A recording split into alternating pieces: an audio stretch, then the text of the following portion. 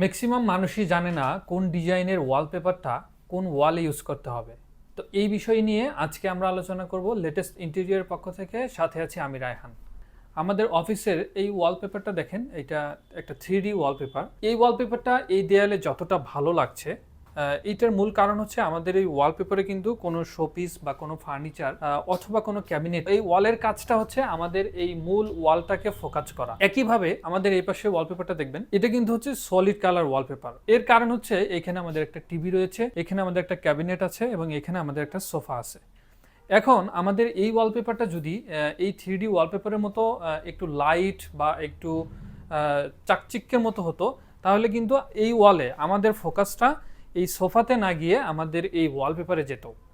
তো আপনার যে ওয়ালে একটা ওয়ালপেপার ইউজ করবেন, সেই ওয়ালে যদি আপনার কোনো ক্যাবিনেট থাকে, আশেপাশে কোনো ফার্নিচার থাকে অথবা কোনো শোপিস থাকে, আপনার ফোকাসটা যদি দেয়ালের উপরে না হয়, তাহলে আপনি এই ধরনের সলিড কালার যে ওয়ালপেপারগুলো আছে, এই সলিড কালারের ওয়ালপেপারগুলো ইউজ করতে পারবেন। আর যেই দেয়ালটা আপনার এরকম টোটালি ফাঁকা থাকবে, আপনি চাচ্ছেন এই দেয়ালটাকে হাইলাইট করার জন্য, তখন আপনি এই ধরনের যে লাইট বা বেশি ডিজাইনের যে ওয়ালপেপারগুলো আছে, এইগুলো ইউজ করবেন। একইভাবে আমরা আমাদের বাহিরের কিছু জিনিস দেখাবো।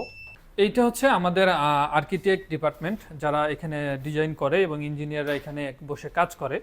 তো আমি যদি প্রথম দেখাতে আপনাদেরকে বলি, এইখানে আপনার প্রথম অবস্থায় আপনার চোখটা যাচ্ছে আমাদের পিসির দিকে অথবা আমাদের ক্যাবিনেটের দিকে। এই যে পিছনের যে ওয়ালপেপারটা আমরা ইউজ করেছি, এটা কিন্তু সলিড কালার ওয়ালপেপার। এই ওয়ালপেপারের ডিজাইনটা এখানে দেওয়ার উদ্দেশ্য হচ্ছে আমাদের ফোকাসটা যেন সবসময় আমাদের কাজের উপরে থাকে। একজন ক্লায়েন্ট বা একজন লোক আসলে যেন তার ফোকাসটা সরাসরি দেয়ালে না যায়, তার ফোকাসটা যেন এই দিকে থাকে।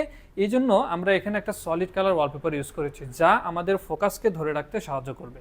তো আশা করি আমাদের এই ভিডিওটা আপনার ওয়ালপেপার চুজ করতে অবশ্যই কোনো না কোনোভাবে হেল্প করবে। আর যদি অবশ্যই হেল্প করে থাকে, আমাদের পেজটিতে একটি ফলো দিবেন এবং ভিডিওটা একটি লাইক করবেন। ধন্যবাদ।